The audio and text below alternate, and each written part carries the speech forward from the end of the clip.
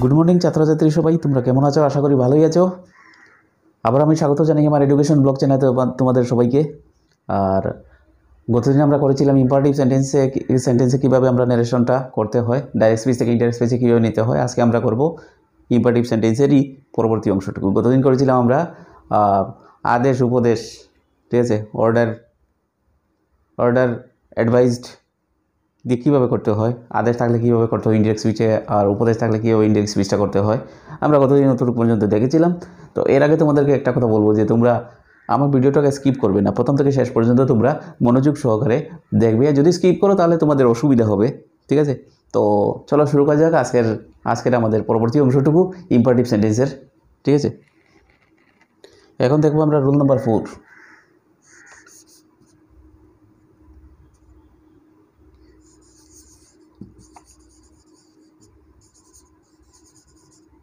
Direct স্পিচের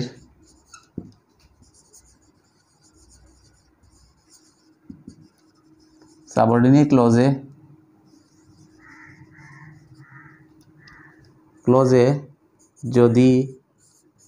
কোনো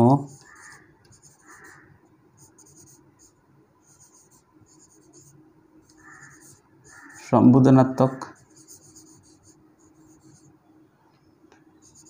শব্দ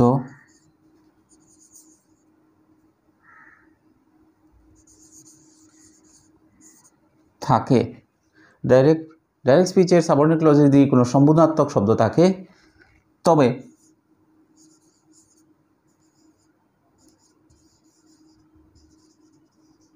indirect স্পিচে তাহা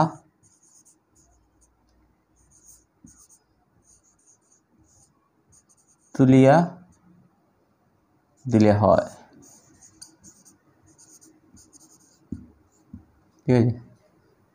ডাইরেক্ট স্পিচের সাবঅর্ডিনেট ক্লজে যদি কোনো সম্বোধনাত্মক পদ থাকে, সম্বোধন করা, ইন্ডিকেটিভ ওয়ার্ড থেকে, ঠিক আছে, সম্বোধন করা হয় একটা শব্দ দিয়ে, ঠিক আছে, তাহলে ইনডাইরেক্ট স্পিচে ওটাকে তুলে দিলেই চলে। যেমন আমরা আমাদের টিচারকে আমরা কি বলে সম্বোধন করি? স্যার বলে সম্বোধন করি, এক্স্যাক্টলি। তো এই যে সম্বোধনাত্মক, এই যে ইন্ডিকেট করা, এই যে শব্দটা স্যার, ওইটাকে ইনডাইরেক্ট স্পিচে আমরা ছেড়ে দিলেই পারি। ওকে, example,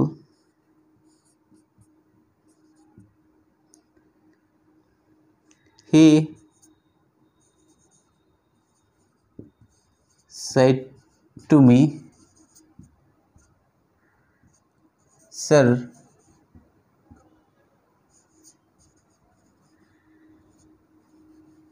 excuse me. He said to me, sir, excuse me, ঠিক আছে? তো এই যে সাবঅর্ডিনেট ক্লজটাতে সম্বোধনাত্মক শব্দটা কি আছে? Sir, clear? তো এই স্যারটাকে আমরা, এটা আছে কি ডাইরেক্ট স্পিচ। ইনডাইরেক্ট স্পিচে নেওয়ার সময় আমরা এই সম্বোধনাত্মক পদটাকে ছেড়ে দিলেই চলবে। যেমন কী হবে? এক্সকিউজ মানে এটা একটা অনুরোধের ভাষা আর কি, অনুরোধ করা হয়েছে, আমাকে দয়া করে মাফ করে দাও, ঠিক আছে? তো কী হবে? হি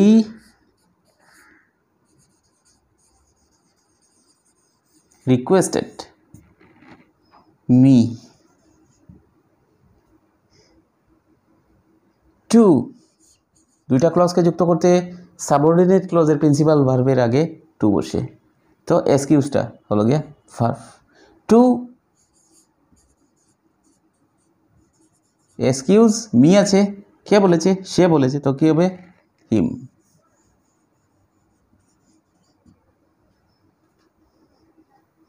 হয়েছে indirect speech. He said to me, sir excuse me. He requested me to excuse him, হয়েছে? সম্বোধনাত্মক পদটাকে ছেড়ে দিলাম আমরা। ওকে, তো আমরা নেক্সট দেখব। এখন আমরা 5 নম্বর উল্টা দেখব। 5 নম্বর,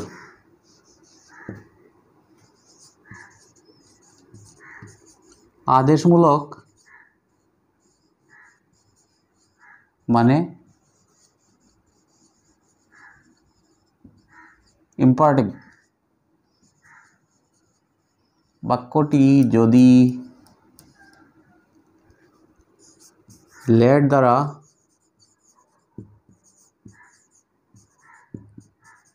আরম্ভ হয়, আদেশমূলক বাক্যটি যদি লেট দ্বারা আরম্ভ হয় এবং ওই লেট দ্বারা যদি কোনো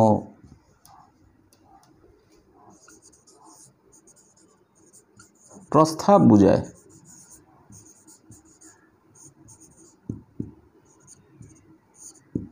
ঠিক আছে, আদেশমূলক বাক্যটি যদি ইম্পারেটিভ সেন্টেন্সটা যদি লেট দ্বারা আরম্ভ হয় আর ওই লেট দ্বারা যদি কোনো প্রস্তাব বোঝায়, লেট দ্বারা যদি প্রস্তাব বোঝায় মানে ডাইরেক্ট স্পিচটা সাবঅর্ডিনেট ক্লজে লেট দিয়ে যদি কোনো প্রস্তাব বোঝানো হয়, এখন এটা আমরা কীভাবে বুঝবো লেট দিয়ে প্রস্তাব বোঝানো হয়েছে কি না? কোনো অসুবিধা নেই, আমি এখনই বুঝিয়ে দিচ্ছি লেট দ্বারা প্রস্তাব বোঝালে কীভাবে বুঝবো, না বুঝালে কীভাবে বুঝবো, ঠিক আছে। তো নাম্বার 1, লেট দ্বারা যদি প্রস্তাব বোঝায় কীরকম বুঝবো আমরা? লেট দ্বারা লেট এর পরবর্তী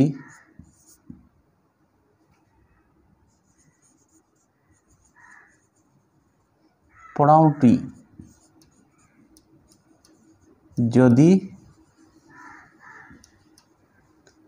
প্লুরাল নাম্বার এর হয় তবে লেট দ্বারা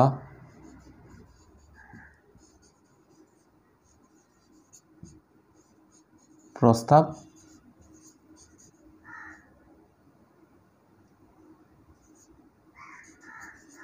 বোঝায়। লেটের পরবর্তী প্রোনাউনটি যদি প্লুরাল নাম্বারের হয় তাহলে লেট দ্বারা প্রস্তাব বোঝায়, ঠিক আছে।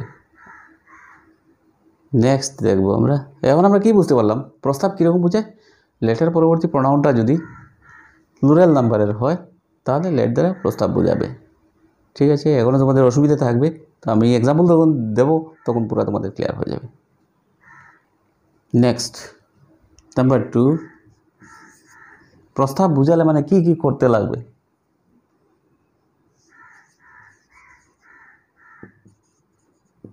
প্রিন্সিপাল ক্লজের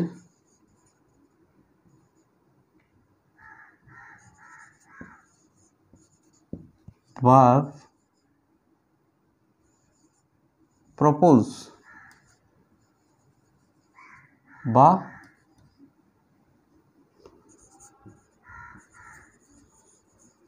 সাজেস্টে নিতে হয়। তো প্রস্তাব বোঝালে আমরা ইনডিরেক্ট স্পিচ করার সময় প্রিন্সিপাল ক্লজের ভার্বকে আমরা প্রপোজ বা সাজেস্টে নিয়ে যেতে লাগবে। Number 2, rule number 2, rule number 1টা কী পেয়েছিলাম?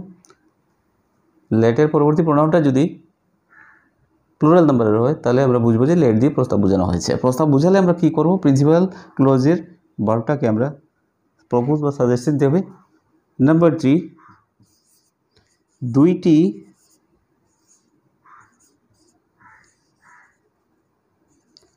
ক্লজকে যুক্ত করতে দ্যাট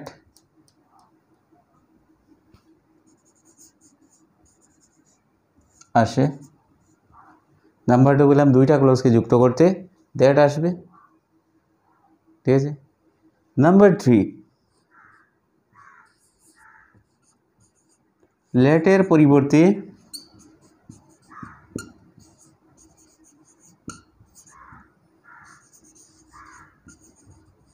শুড বসে।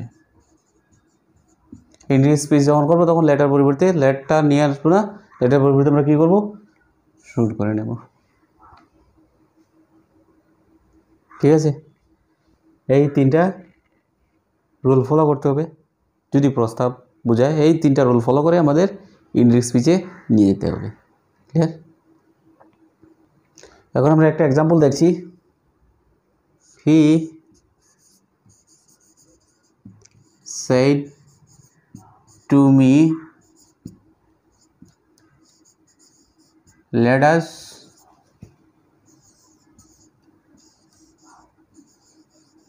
go home. ক্লিয়ার? তো লেট দিয়ে যদি সেন্টেন্সটা থাকে, সাবঅর্ডিনেট ক্লজটা আছে, তো এটা দিয়ে প্রস্তাব বোঝানো হয়েছে কিনা আমরা কীভাবে বুঝতে পারবো? ফর্মুলাটা কী ছিল আমাদের? লেটের পরবর্তী প্রোনাউনটা যদি প্রোনাউন আছে আস, প্রোনাউনটা যদি প্লুরাল নাম্বারের হয়, বহু বচনে হয়, তা বহু বচনে আছে আস, দ্যাট ইজ লেট দিয়ে প্রস্তাব বোঝানো হয়েছে।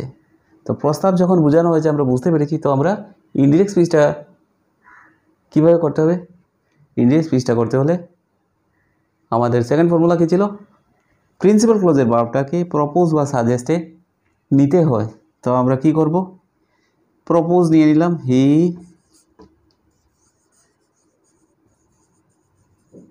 প্রপোজড মি, ঠিক আছে? He proposed me that we, letter পরে তো শুড বসবে, শুড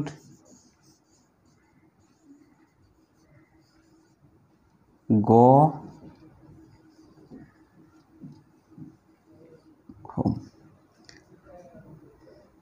হয়েছে? প্রপোজ করেছি আর লেটার পরিবর্তে আমরা শুড নিয়ে আসলাম, আর লেটার পরবর্তী প্রোনাউনটা প্লুরাল নাম্বারে আছে, তাই আমরা বুঝলাম এটা প্রস্তাব বোঝানো হয়েছে। ক্লিয়ার? তো এটা আছে ডাইরেক্ট স্পিচ আর এটা আছে ইনডাইরেক্ট স্পিচ। বুঝতে পারলাম আমরা প্রস্তাব যদি বোঝানো হয় তাহলে কীভাবে করতে হয়। ঠিক আছে, এখন নেক্সটটা দেখব আমরা। ওকে, এখন যদি প্রস্তাব না বোঝায়, প্রস্তাব যদি বোঝায় না, লেট দ্বারা যদি প্রস্তাব না বোঝায়,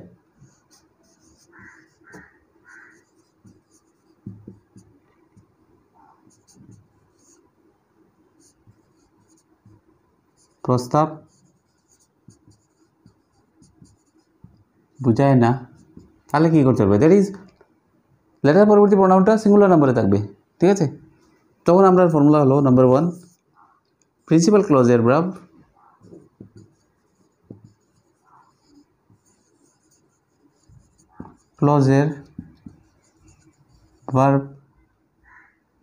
রিকোয়েস্ট বা টেলে নিতে হবে। নাম্বার 2, দুইটি ক্লজকে যুক্ত করতে দ্যাট আসে,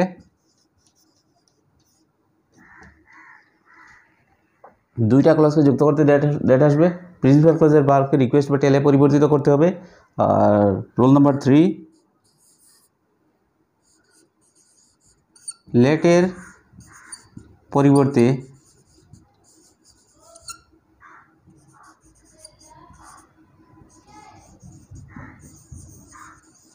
মাইট বা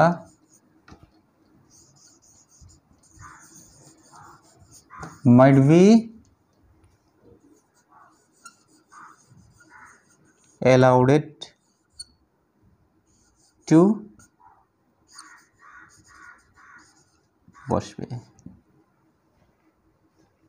বুঝে নিলাম আমরা প্রস্তাব না হলে কীরকম করতে হবে ইনডিরেক্ট স্পিচটা। প্রিন্সিপাল ক্লজের ভার্বকে রিকোয়েস্ট বা টেলে পরিবর্তিত করতে হবে, দুইটা ক্লজকে যুক্ত করতে দ্যাট নিয়ে আসতে হবে, লেটার পরবর্তীতে মাইট বা মাইট বি অ্যালাউডেড লেটার পরিবর্তে নিয়ে আসতে হবে। ক্লিয়ার? তো প্রস্তাব বোঝায় আর প্রস্তাব না বুঝালে কীরকম করতে হয় আমরা বুঝতে পারলাম। এখন একটা আমরা এক্সাম্পল নেব। ওকে,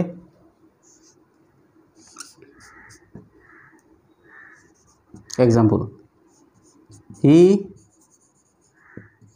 said to me, let me try it। ঠিক আছে, তো এই প্রস্তাব বুঝালো না, কীভাবে বুঝতে পারলাম আমরা? লেটের পরবর্তী প্রোনাউনটা সিঙ্গুলার নাম্বারে আছে, তাই এটা প্রস্তাব বুঝায় না। তো প্রস্তাব না বুঝালে প্রিন্সিপাল ক্লোজের ভার্বকে টেল বা রিকোয়েস্টে নিয়ে আসতে হবে। তাহলে কী হবে? হি রিকোয়েস্টেড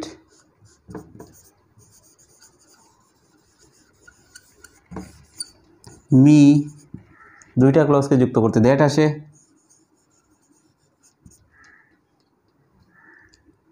মি সে বলেছে আমাকে, আমি বলবো যখন কি বলবো? তাহাকে।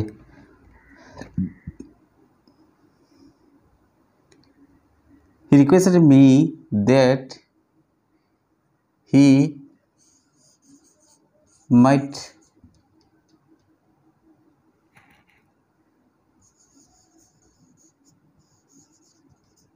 try it। He might try it। He requested me that he might try it। Letter পরিবর্তে মাইট নিয়ে আসতে লাগে, হয়েছে?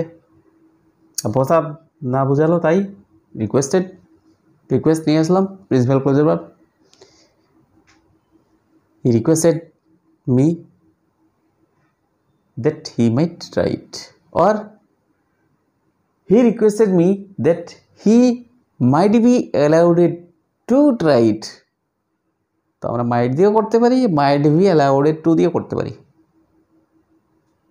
ঠিক আছে, দুইভাবে আমরা করতে পারি। তো আমাদের আজকের ক্লাসটা এতটুকুই থাক। আগামী দিন আমরা আরও একটা সুন্দর কনসেপ্ট নিয়ে আসবো, আরও একটা ভালো কনসেপ্ট, আরও ভালোভাবে আমরা বুঝবো আগামী ক্লাসে। আর আমি আশা করব তোমাদের কিছু না কিছু তো ক্লাস থেকে তোমরা লাভান্বিত হতে পারছো, আর লাভান্বিত যদি হতে পারো ওটাই সার্থক। ঠিক আছে, তো আজকের ক্লাসটাকে আমি এখানেই শেষ করলাম। আর লাস্ট তোমাদেরকে এটাই বলবো যে তোমরা সুস্থ থাকো, ভালো থেকো, টেক কেয়ার, বাই বাই, আবার দেখা হবে।